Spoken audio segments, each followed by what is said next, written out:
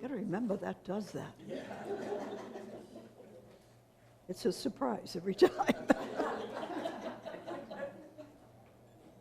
Because you're supposed to be able to do that, right? No? We got heart. Yes. Do we? Yes. You ever wonder what that means? I wonder what a lot of things mean sometimes. Sometimes it takes me a long time to begin to get a glimmer of what a challenging statement or just a strong statement, what it really means. Do I really believe that?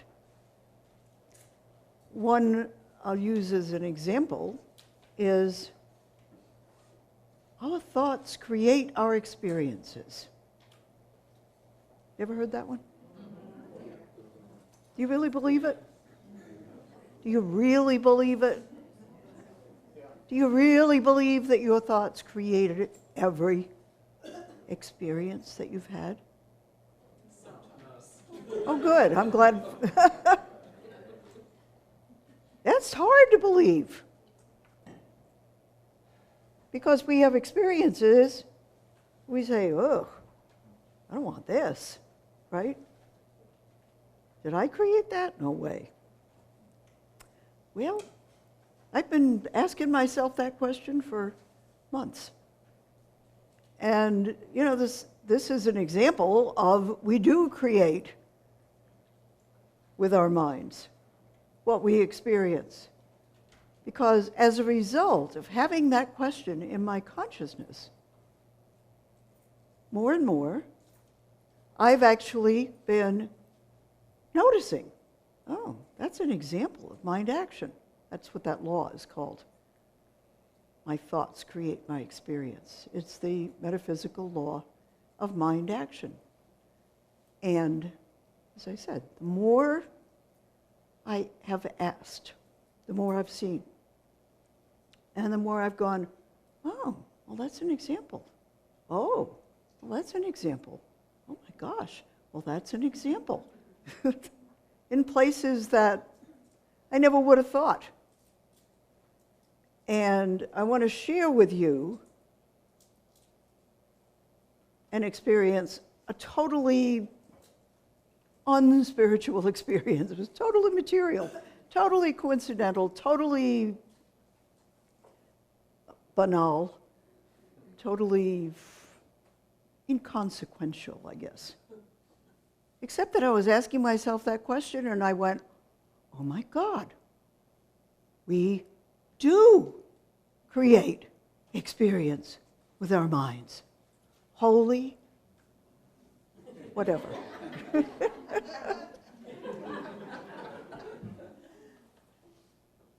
So, things, as we just agreed, things happen all the time in the physical world.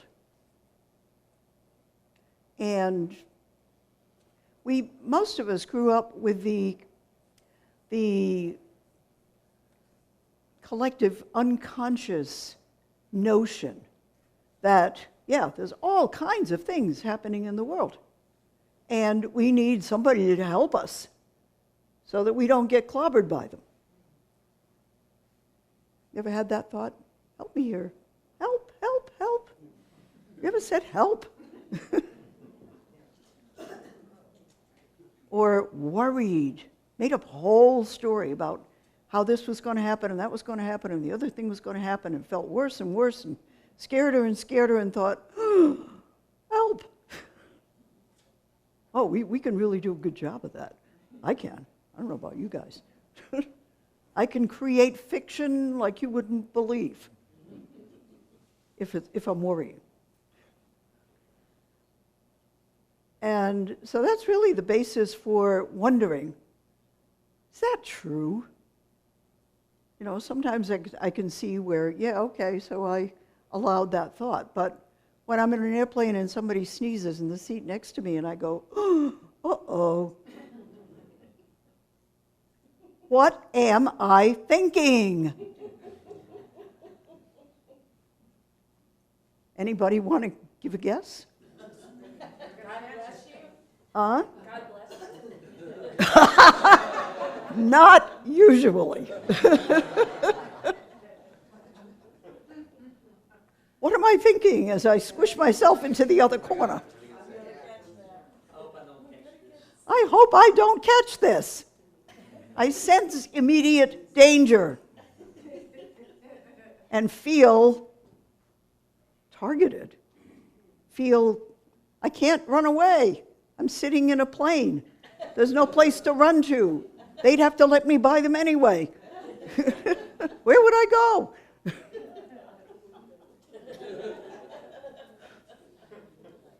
Did I want to?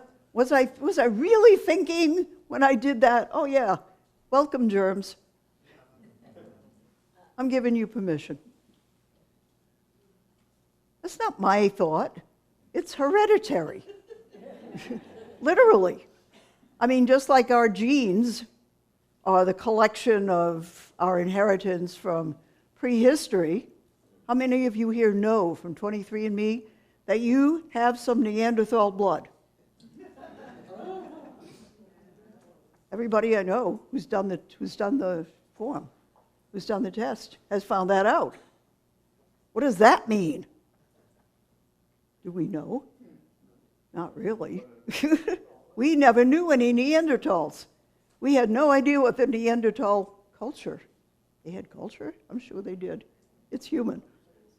We don't know what that means. But it's in us. It has power. It's working. It's doing whatever it's doing.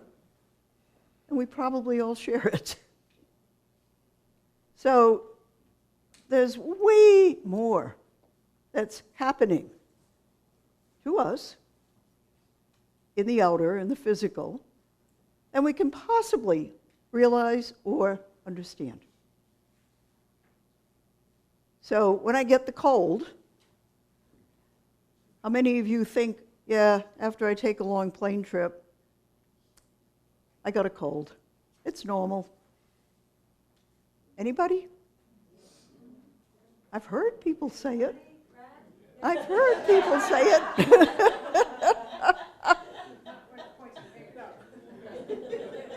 So then when I think of the law of mind action, I think, so when did I give permission for that to happen? Well, guess what? I probably did when I went, uh-oh. That was a thought. That was an idea. Was it my idea? Well, yeah. I didn't originate it. Wasn't really conscious of it as a creative thought. But all our thoughts create. All our thoughts allow. And I'm not usually conscious of my unconscious thoughts. Guess what?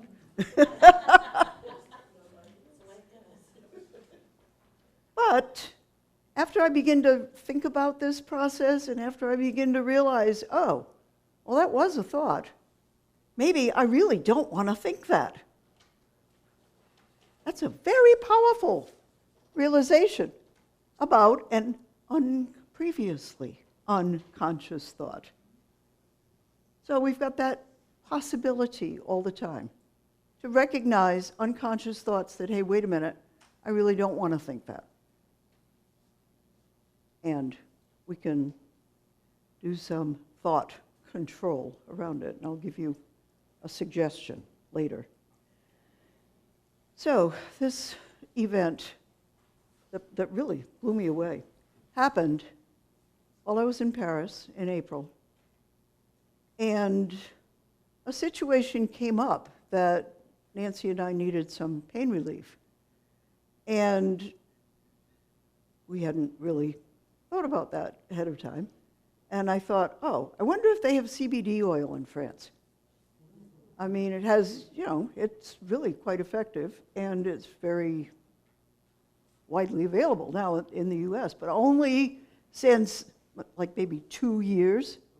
It's kind of new on the horizon, and it wasn't really on anybody's radar until it was very close to being approved. So it's like, wow, okay. And what have we done in the US with CBD oil? Look it up. It's all about pain relief, health consequences. It's a real, dietary supplement, and it's widely thought of for that. And that's what I was looking for. And so I Googled Paris, CBD oil. Whole bunch of sites came up. Oh, good, I'm going to be able to get it. So I looked through the sites to see what's fairly close and fairly accessible to where I am. Paris is a big city. And there were several, and then I started to really look at them. There were several dress shops and a bunch of gourmet cafes. Huh? One of the dress shops was 5 doors from our apartment, and it had a big new sign on front, CBD products. I thought, okay. So I'd been in there shopping, so I knew the lady, and I walked in, and I said, so, what are the CBD products you have? She said, oh, let me show you. They are so beautiful. What? Look at these gorgeous CBD fabrics and how they hold color and how translucent they are and how beautiful and silky.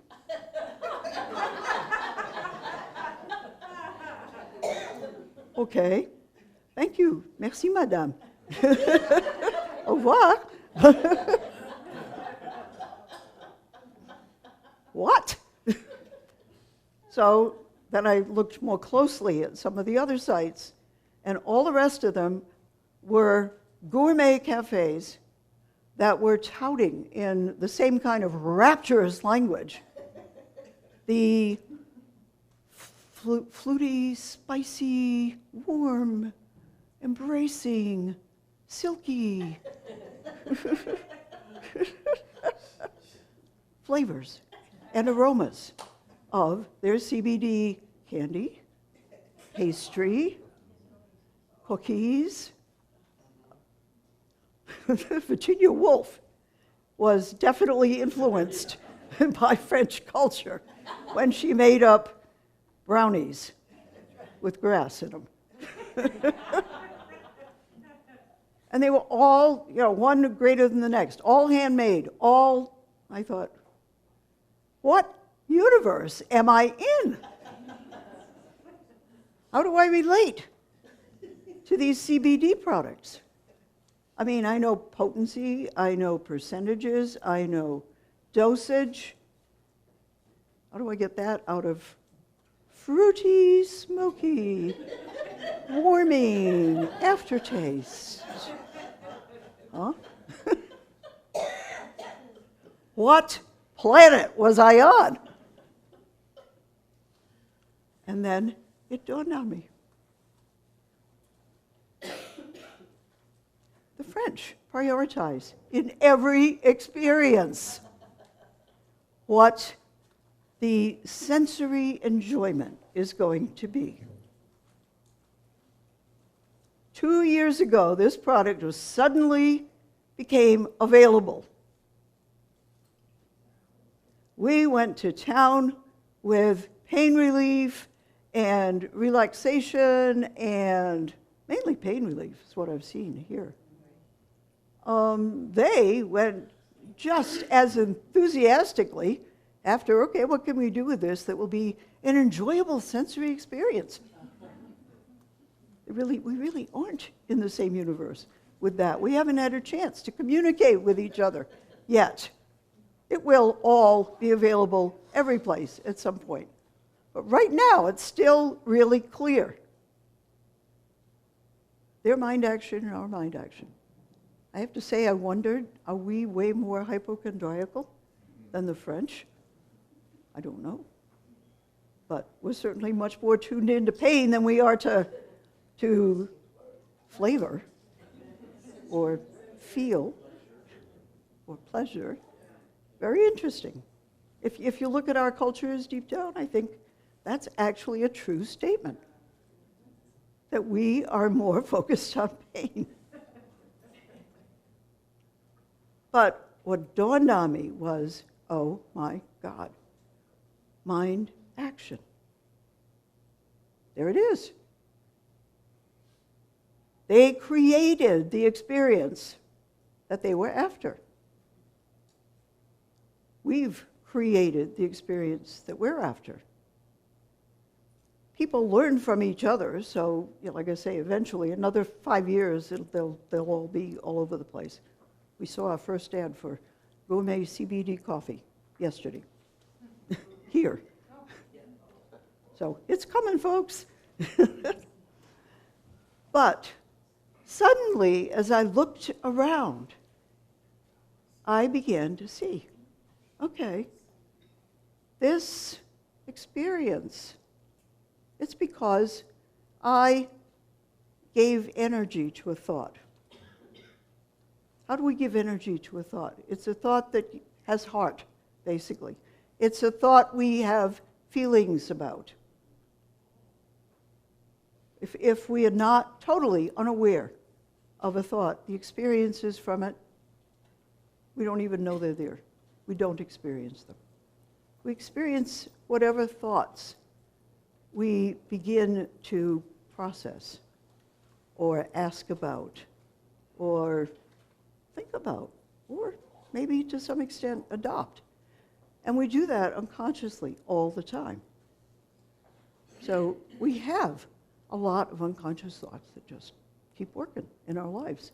And we have thoughts that we want consciously and that we think we're creating. But the perception of the universe of energy is all energy and reflects back to us what we've given. It's a perfect reflection.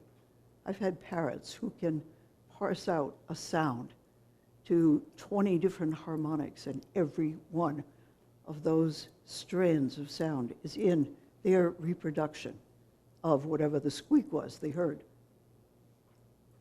The universe does that with our thoughts. And what we get back is whatever we're putting out. So we need to become aware. What are we thinking? Where's a good place to become aware of that?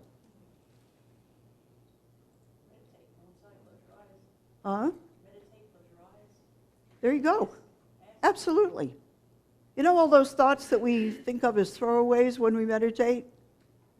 Hey, before you throw them away, pay a little bit of attention. They're your thoughts. They give you an inventory of your thoughts. So recognize them, then you can throw them out. But that's where we begin to become aware of what are we thinking? Are we really envisioning, giving energy to what we want to create? Because willy-nilly, sooner or later, it'll come back into our experience, whatever we empowered, whether we were aware of empowering it or not. So when we become aware, obviously, what do we want to do if it's a thought we don't want to experience?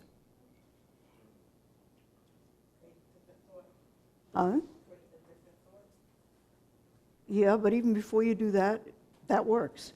Sometimes it's hard to get a thought out of your mind if it's very compelling. You know, like I want to stop thinking about this. I am not thinking about ice cream. I am not thinking about ice cream. I am, I got to have some ice cream. Right? Denial. Very good. You actually say, I do not give this thought any power. It has no power over me, and then you switch to an affirmation that you are giving power, a sentence, a thought, to which you're giving power because you want to experience it. That's the way that works, that's been tried and true over many years in unity to change what you're thinking. Obviously, doing something physical that changes your heart rate, your breathing rate, that just changes what's going on in your body. Our bodies and our minds and our hearts and our feelings, they're all connected. They're all the same, just like we all are all. So getting up, moving around, whatever you like to do is helpful for getting you out of a thought that's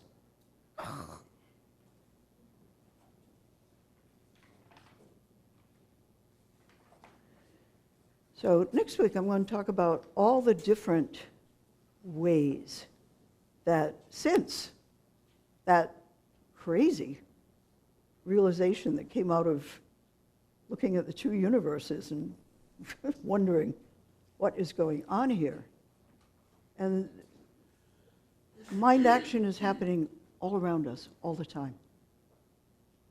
It's really quite amazing. And we spend a lot of our time responding to other people's thoughts and other people's desires, almost unconsciously. It is powerful in the world. And when we say that spirit is mind, idea, expression, that is how we are the expression of divine ideas, because there is no idea anywhere in anybody's mind that has not already been thought of in divine mind. And so therefore, we're primed to respond, and we have the power, using our mind, using our heart, using meditation, using our inner guidance, using our 12 powers. It's up to us what we're going to actually experience inside. Outside, we have no control. Inside, we do have control over what we really experience, what we're aware of, what we feel. And we can say, not that, or yeah, give me more. So one of the things that came out of that too were a couple of questions that I wrote down because I wanted to really work on them. So I share them with you. They were basically both saying, what would I do differently if? What would I do differently if I really believed that my reality comes from what I think and feel and expect? If I really, really, really believed that, what would I do differently? I don't expect you're going to have a ready answer, but it's worth thinking about. I've been thinking about it for a long time now, since for a month. And I'm beginning to become aware what I might want to do differently, how differently I might want to create my life. What would I do differently if I truly began to believe that my only limitations in terms of my life are the things I believe or don't believe?